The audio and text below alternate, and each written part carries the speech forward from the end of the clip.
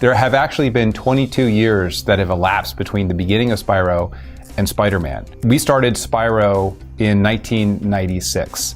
We had just finished Disruptor and we jumped onto a very different game in the form of Spyro. And that's when we began learning how to make platformers. We were really interested in comical characters, injecting humor into our games and creating this stylized world. And since then, we have moved in a lot of different directions. But I think many of the traits that we have developed as game developers over the years have stayed consistent through Spyro, Ratchet, Resistance, Sunset Overdrive, our VR games, and now Spider-Man. Sony came to us and said, would you guys be interested in working on a game with us and with Marvel? Because Sony has a relationship with Marvel and had been talking to Marvel. And in fact, Connie Booth, who has been our executive producer for years at Sony and is a very close friend of all of ours at Insomniac, had been discussing us with Marvel because Marvel had said, we are interested in seeing what Insomniac's up to. Maybe there's an opportunity to work together. So when Connie approached us with that opportunity, I started asking around here at Insomniac and said to various people, what do you think? We've never worked on somebody else's IP before. Is this something that would interest you? And I expected a fairly tepid response. I expected people to say, that's not what we do. But the reaction was, are you kidding? Of course we want to work with Marvel. For me, that was it was really gratifying to hear that response because many Insomniacs are Marvel fans and have been Marvel fans since they could read. When I responded to Connie, it was with an enthusiastic yes. So we began talking to the folks at Marvel and we looked at the various franchises that Marvel has built over the years, and to their credit, they asked us, what would you like to work on? And after a very short period of scratching our heads, it didn't take very long, we said Spider-Man. And the reason we said Spider-Man was because Spider-Man's values really reflect, I think, who we are at Insomniac. Spider-Man and Peter Parker are both very genuine, authentic people. And I think one of the reasons that Spider-Man is so popular in the world is because all of us can relate to who he is and the struggles that he goes through. And so for us as a studio, we're always looking at ourselves and asking, how can we be better? What are we not doing right? And I think we sort of feel this camaraderie with Spider-Man because he's that occasionally introspective person and he makes mistakes too.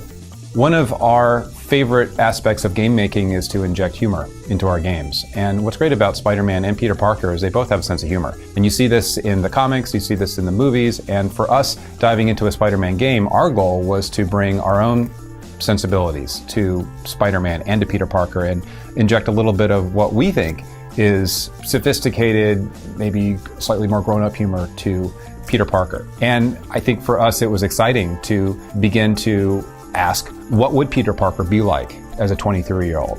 What kind of humor does he use in difficult situations? Does he use it to diffuse stress for others? Does he use it to connect with people? And we had fun playing with that and seeing what we could do with it.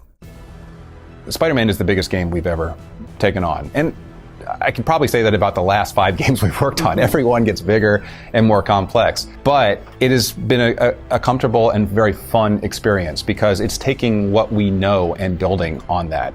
Spider-Man has not been a total deviation from the games we have built in the past. It actually integrates a lot of Insomniac's DNA. And looking at it, I know that it was definitely a balance of excitement and trepidation for a lot of us because we were asking ourselves, how are we going to fill up that world with compelling activities? How are we going to make it look like New York and feel like an authentic New York, but at the same time retain some unique flavor that is both Insomniac and sort of the Marvel world? And it was a great challenge for us to take who we are, what we know, and just branch out even further as we build this giant city and try to satisfy some stratospheric expectations from fans. One of the biggest reasons we at Insomniac connect with Spider-Man and with Peter Parker is that they're both underdogs. We at Insomniac tell stories about underdogs overcoming colossal challenges. And one of the reasons we do that is because that's sort of the way we view ourselves. We are still a relatively small developer. Even though we've been around for 24 years, we still feel like we are figuring things out. We are always having to prove ourselves in a good way, and we're always shooting for bigger and bigger goals.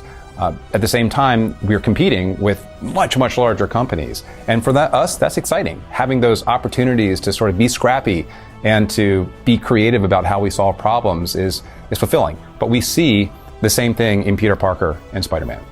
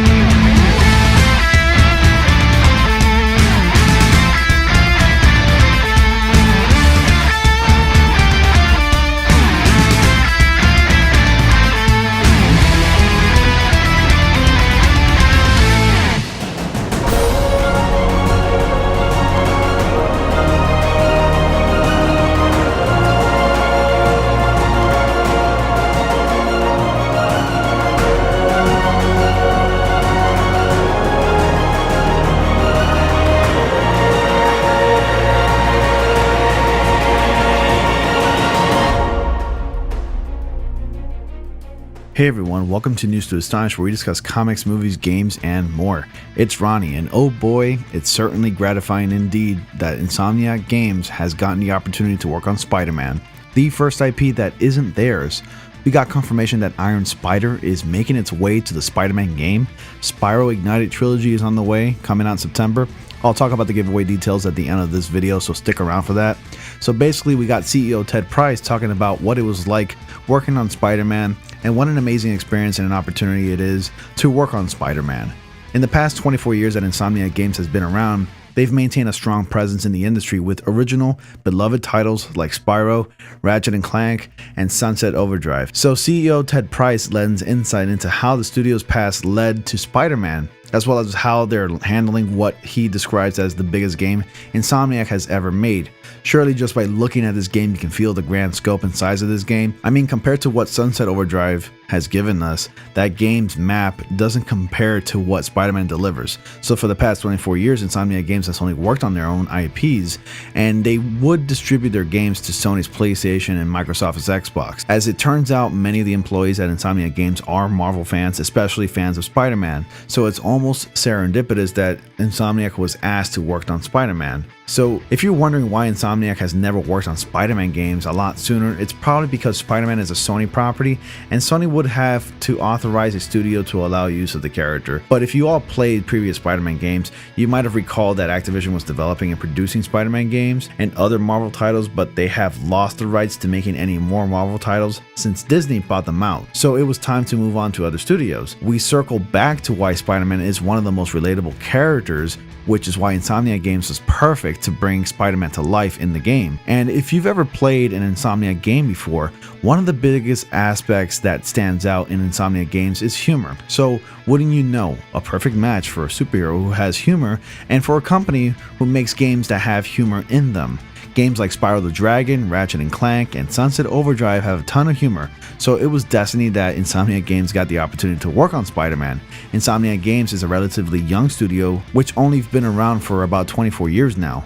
If you look closely at Insomniac Spider-Man, you can see a lot of Insomniac's DNA in the game, just like Ted Price said. You see a lot of elements like parkour, motion, and more. Working on Spider-Man did pose as a challenge for Insomniac, but I'm sure those aspects like parkour and motion was nothing new to them. So it was all about a balance of excitement and trepidation for the entire team at Insomniac, since they've never worked on a game of this magnitude before. So to quote Ted Price, the reason why people at Insomniac and Peter Parker Spider-Man connect so well with each other is that they're both underdogs. Insomniac tells stories about underdogs overcoming colossal challenges, kind of like Spider-Man. Despite the company being around for 24 years now, they're still figuring things out. They're always having to prove themselves in a good way, and they're always shooting for bigger goals, kind of like how a kid in their early 20s would be doing, and that's the same thing that Insomniac sees in Peter Parker Spider-Man. Alright guys, so what do you guys think about Insomniac Games making a Spider-Man game? Do you all think that Insomniac was the perfect choice for a new Spider-Man game? What's your favorite Insomniac game? My favorite are the Spyro games, and speaking of which, I am doing a new giveaway for Spyro the Ignited Trilogy. To qualify, simply like, comment, subscribe, and click on the bell notification so you don't miss anything. You're doing the same thing for the Spider-Man Collector's Edition. That's all you gotta do. What'll happen next is that I'll post a video on Marvel doing an Eternals movie, so don't miss out. It's gonna be great. Thank you all so much for watching, and I will see you all in the next comic panel.